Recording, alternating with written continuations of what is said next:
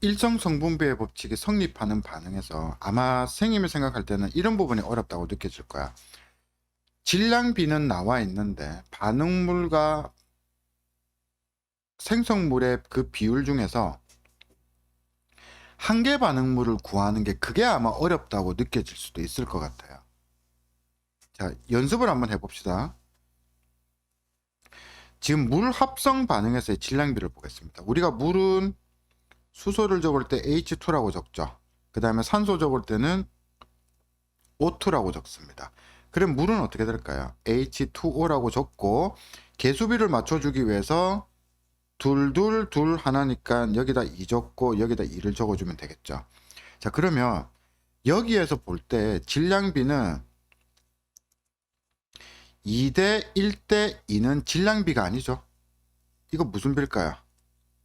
그렇죠. 이 개수비입니다. 개수비는 무슨 비하고 똑같습니까? 분자수비하고 똑같다라고 말씀드렸습니다. 우리가 학생들이 어려워하는 부분은 2대 1대 2가 질량비라고 생각하는 학생들이 있어. 자, 질량비가 아닙니다. 자, 이거의 질량비를 한번 찾아보도록 하겠습니다. 한번 보세요. 지금 선생님은 이들의 질량비가 뭔지 모른다고 가정을 하고 있고, 그리고 자, 수소의 상대적인 질량과 산소의 상대적인 질량도 모른다라고 가정을 한번 해봅시다. 이런 상태에서 실험 1, 2, 3을 보고 질량비를 한번 찾아보도록 하겠습니다. 자, 먼저 실험 1을 한번 볼게요. 반응 전에 수소는 2g 있습니다. 반응 전에 산소는 8g 있어요. 지금 반응을 안 시켰습니다. 이 둘을 반응을 시켰습니다. 화학적인 반응을 시켜버리니까 수소가 뭐라고 되어 있습니까? 남은 기체라고 했죠. 수소가 몇 그램 남았을까요? 1g이 남았습니다. 수소가 1g이 남았던 소리는 2g 중에서 몇 g이 반응했을까요? 1g이 반응했기 때문에 1g이 남았던 소리가 되겠죠. 그 말은 수소가 2g 중에서 1g이 반응했고 산소는 8g 중에서 8g이 모두 반응했습니다. 어떻게 할 수 있을까요? 반응 후 남아있는 기체가 수소밖에 없기 때문에 그렇습니다. 그렇다면 반응하고 난 기체는 수소가 1g 반응했고 산소가 8g 반응했으니까 결과적으로 생성된 물은 몇 g이 생성될까요? 9g이 생성되겠습니다. 그럼 이걸 통해서 1대 8대 9의 질량비로 반응한다는 사실을 알 수가 있다는 거죠. 하나 더 볼까요? 실험 2를 한번 보겠습니다. 실험 2를 보시면 수소가 2g 있습니다. 산소가 16g 있습니다. 반응 전입니다. 지금 반응을 시키기 전에 질량을 지금 보고 계십니다. 그런 다음에 반응을 빵 시키니까 지금 남아있는 기체가 있어요, 없어요? 없죠. 그 말은 수소가 2g 중에서 2g이 반응을 다 했고 산소가 16g 중에서 16g이 반응을 다 했다는 소리입니다.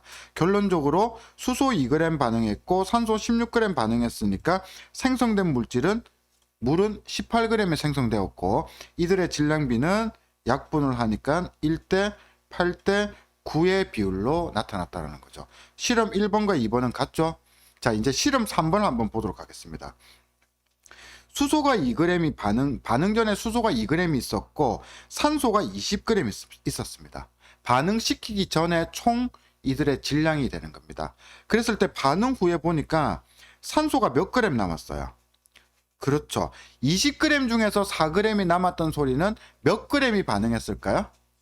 맞습니다. 16g 반응했습니다. 그러면 수소 2g이 반응했고 산소 16g이 반응했으니까 물은 18g이 생성되었겠죠. 질량 보존의 법칙에 의해서. 자, 이들의 약분시켜 보니까 1대 8대 9가 되겠네요. 이걸 통해서 자, 질량비는 수소, 산소, 물이 1대 8대 9의 비율로 반응하게 됩니다. 이게 바로 일정 성분비의 법칙이 됩니다. 결론적으로 일정 성분비라는 것은 어떠한 화합물이 생성될 때 반응물과 생성물 사이에는 일정한 질량비가 성립한다라는 게 일정 성분비의 법칙이 됩니다. 아셨습니까? 그러면 반응 전에 1g 있었고 반응 전에 산소가 8g 있었으면 반응 후에는 몇 g 생길까요? 생성물이 9g이 생깁니다. 반응 전과 반응 후의 질량은 어떻습니까? 같죠? 그래서 질량 보존의 법칙도 성립하게 되는 거죠. 이해가셨습니까? 네, 좋습니다. 이렇게 되는 겁니다. 그러면 유제 1번은 답이 금방 나왔을 거고요. 자, 유제 2번 한번 봅시다. 물이 54g이 만들어집니다. 우리는 지금 수소 대 산소가 물이 만들어진다. 이때 2대 1대 2의 개수비로 만들어지는데 이들의 질량비는 몇 대 몇 대 몇이었죠? 1대 8대 9라는 사실을 방금 이 실험을 통해서 우리가 배웠습니다. 자, 이때 물이 몇 g이 생성되었습니까? 54g이 생성되었죠. 그 말은 9가 54라는 말입니다. 9가 54면 8은 몇이 될까요? 방정식 해주면 되겠죠. 어떻게 할까요? 9가 54라면 8은 얼마겠는가 이렇게 해주면 되겠죠. 그러면 9x 이꼴 54 곱하기 8 이렇게 되겠네요. 따라서 x는 얼마가 될까요? 그렇죠. 48이 되겠죠. 맞습니까? 그러니까 얘가 48이 되니까 54g이 되기 위해서는 얘는 몇 g이 될까요? 당연히 6g이 되겠죠. 그죠? 6g 더하기 48g 하니까 54g이 나오겠죠. 그러면 질량을 한번 나눠볼까요? 약분해볼까요? 6일은 6, 68, 48, 69, 54, 1대 8대 9의 비율이 어때요? 맞아떨어졌습니까? 네, 좋습니다. 이렇게 되는 게 바로 질량 보존의 법칙이라, 죄송합니다. 일정 성분비의 법칙이라고 말씀드릴 수가 있습니다. 이해가셨나요? 자, 오늘 해야 되는 것 중에서 또, 너무너무 중요한 게 하나 더 있습니다. 바로, 보이십니까? 아이오딘의 납 생성 반응이 있습니다. 어떤 걸까요? 잠시 한번 보도록 하겠습니다. 요거 잠시 지우고요. 이거. 자, 요거 한번 지우도록 하겠습니다. 이렇게 되겠죠. 지금 아이오딘과 칼륨 수용액과 질산납 수용액을 반응시키는 겁니다. 무슨 말일까요, 이게? 수용액이라고 했습니다. 여기에 지금 물이 들어있어요. 여기 물이 들어있는 상태에서 아이오딘과 칼륨을 안에다가 집어넣는 겁니다. 그러면 아이오딘과 칼륨은 어떻게 쓸까요? 아이오딘화 칼륨. 얘는 뒤에 거부터 적죠? 그래서 KI라고 적습니다. 이해가셨습니까? KI가 물 속에 쏙 들어가게 되면요. 몇 대 몇으로 있을까요? 1대 1의 결합 비율로 있죠. 그러면 K 플러스와 I 마이너스가 1대 1로 있는 겁니다. 무슨 말이냐? K가 10개 있으면 I도 몇 개 있다? 10개 있게 되는 거죠. 이해가셨습니까? 이 상태에서 또 반응하게 됩니다. 이번엔 누가 반응할까요? 자, 질산납입니다. 이것도 마찬가지로 물이 있죠? 질산납이 안에 들어가 있습니다. 질산납은 우리 어떻게 쓸까요? 질산납은 뒤에 거부터 적죠? PB 가로치고 NO3 2 이렇게 되겠죠. 이게 질산납입니다. 그럼 얘는 여기 안에서 어떻게 이루어져 있을까요? PB2 플러스 한 개와 NO3 마이너스가 몇 대 몇으로 있을까요? 1대 2로 있다라는 겁니다. 이해가셨습니까? 예를 들어서 얘가 총 50개가 들어있다고 가정해 볼게요. 50개가 들어있으면 이 덩어리가 50개가 들어있으면 PB가 50개가 있으면요. PB2 플러스가 50개가 있으면 NO3 마이너스는 몇 개 있을까요? 100개 있다는 소리가 됩니다. 이해가셨습니까? 왜냐하면 1대 2니까. 이해가셨죠? 그래서 보세요. 여기에 PB 있죠? 여기에 NO3가 2개가 있습니다. 그 다음에 여기에 KI와 K 플러스와 I 마이너스는 1대 1로 있게 되는 겁니다. 이거 두 개를 섞었습니다. 이거 두 개를 빵 섞으니까 어떠한 결과가 나올까? 자, 결과물을 한번 볼까요? 이거 두 개 섞으니까 여기 보이시죠? 여기 보이십니까? 요거 PB 보이시죠? 요거 PB하고 누가요? I가요. 반응을 하는 겁니다. 어떻게 반응할까요? 여기서 덩어리가 만들어지거든. 이렇게 덩어리가 만들어지면서 앙금이 만들어져. 색깔은 노란색 앙금이 만들어지는데 어떤 물질이냐면 PbI2가 생성되게 되는 겁니다. 그럼 앙금이 PbI2가 생성되게 되면 여기에 남아있는 이 수용액 속에 남아있는 물질은 누가 되느냐면 NO3 마이너스 NO3 마이너스 그 다음에 K 플러스가 되겠죠. 여기는 두 개가 있어야 될 것 같아요. 이런 식으로.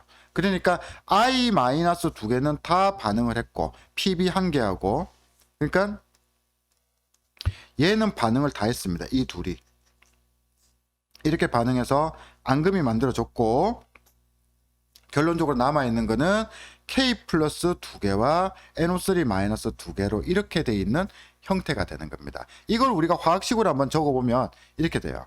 자, 한번 보세요.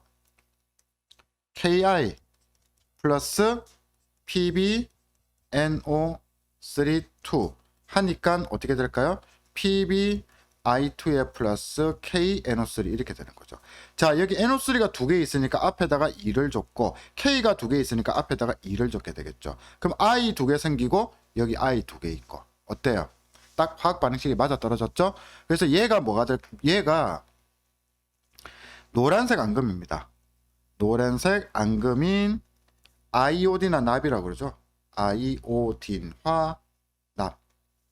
앙금이 됩니다. 이렇게 되게 되는 겁니다. 자, 그러면 여기 한번 볼까요? 아이오딘화 이온과 납 이온은 몇 대 몇의 개수비로 결합할까요? 이거 한 개당 이거 두 개하고 결합했죠. 그래서 2대 1의 개수비로 결합을 하게 되는 겁니다. 그렇다면 아이오딘과 납 사이에는 뭐가 존재할까요? 일정한 질량비가 성립하게 되는 겁니다. 어떻게 성립하느냐? 이거 한번 볼까요? 자, 우리가 원자의 상대적 질량비는 뭐 굳이 이걸 몰라도 되는데 그래도 나와 있으니까 한번 볼게요. 아이오딘이 한 개당 얼마가 될까요? 127이죠. 상대적 질량이. 탄소를 기준으로 했을 때 아이오딘 한 개가 가지는 상대적 질량이 127입니다. 이게 몇 개 있을까요? 그렇죠. 곱하기 2.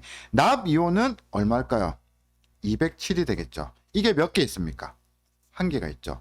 그러면 이게 반응하니까 아이오딘과 납이 만들어진 겁니다. 자, 그러면 이들의 비율은 약 몇 대 몇이 나올까요? 약 5대 4의 비율로 이들이 만들어지게 되고 그럼 얘는 얼마가 될까요? 9가 되겠죠. 이해가셨습니까? 이러한 일정 성분비의 법칙이 적용됩니다. 따라서 아이오딘화 이온과 납 이온과 아이오딘화 납이 만들어질 때의 질량비는 5대 4대 9가 되는 겁니다. 이해가셨습니까? 자, 그런데 여기서 한번 실험을 한번 보도록 하겠습니다. 한번 잘 보세요. 조금 확대해 보겠습니다. 자, 지금 농도가 10%로 갔습니다. 10% 아이오딘화 칼륨 수용액을 전부 다 6ml씩 지금 다 넣은 겁니다. 이렇게 넣었어요. 이렇게 넣은 다음에 똑같은 10% 질산납 수용액을 부피를 다르게 해서 A, B, C, D, E, F까지 넣게 되는 거예요. 여기서 중요한 거 농도가 어때요? 10%로 갔죠?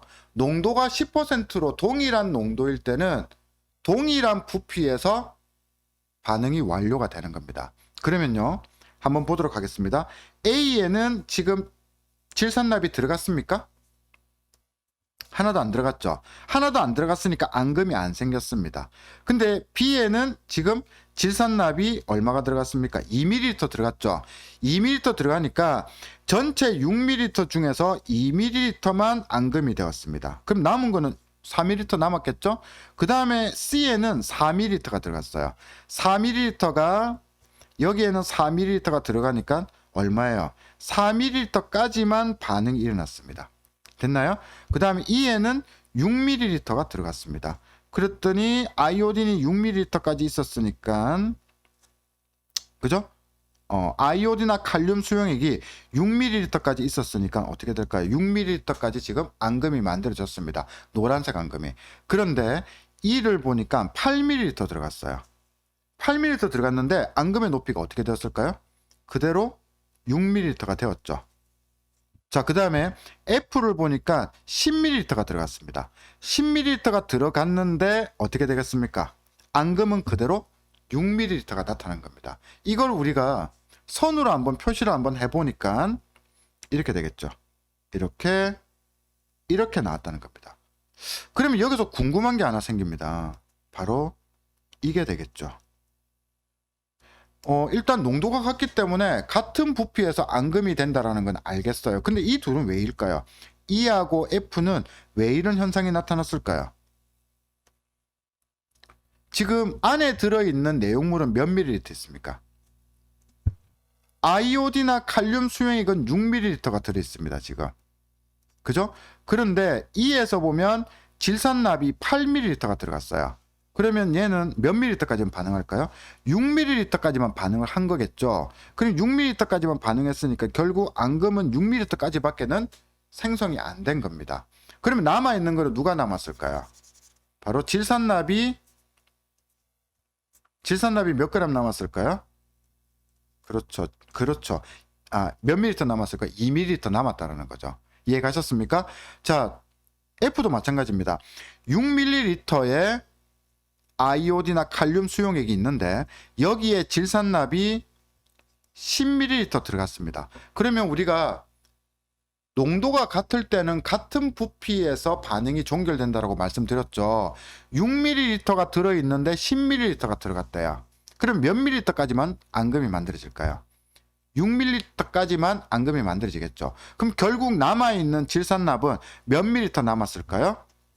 그렇죠. 4ml 남았을 겁니다. 결국 앙금은 6ml까지 앙금이 만들어지게 돼요. 그래서 그래프가 이렇게 그려지게 되는 겁니다.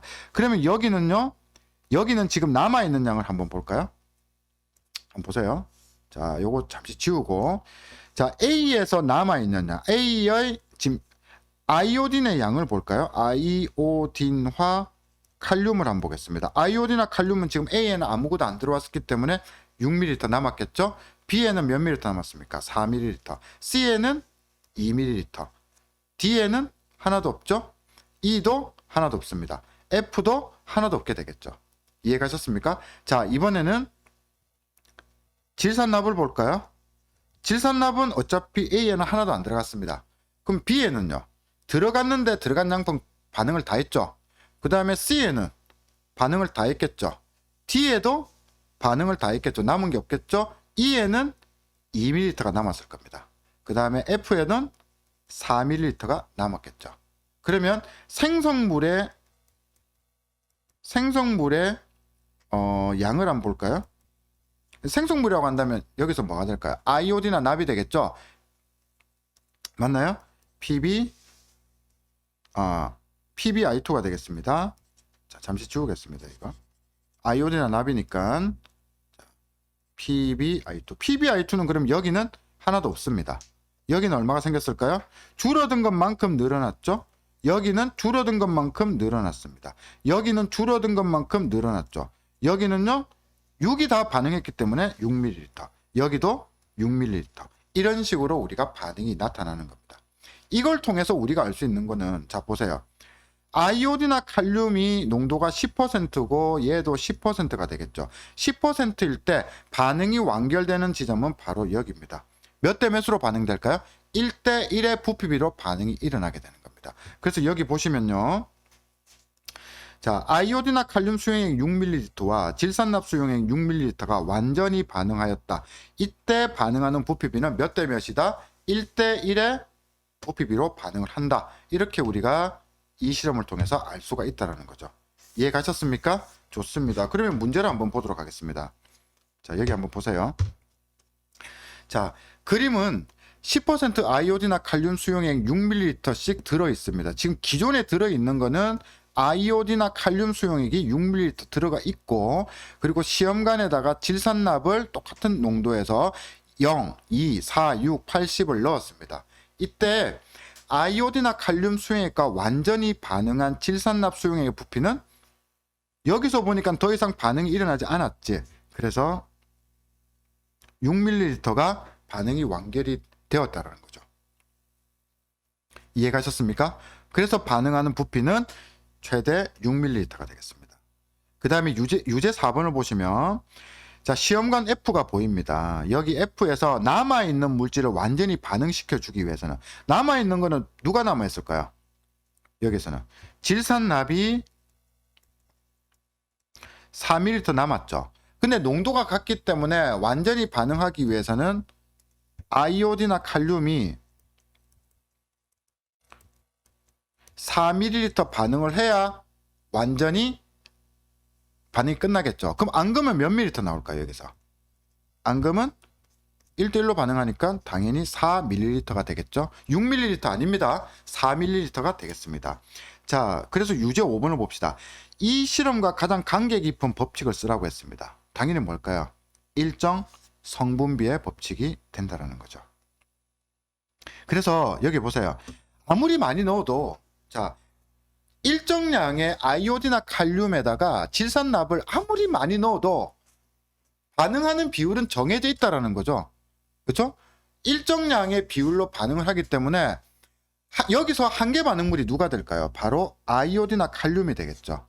아이오딘이나 칼륨의 양이 부족하기 때문에 질산납을 6ml 이상을 넣는다 하더라도 결론적으로 반응은 6ml까지밖에는 반응이 안 일어나는 겁니다. 이해 가셨습니까? 네, 좋습니다.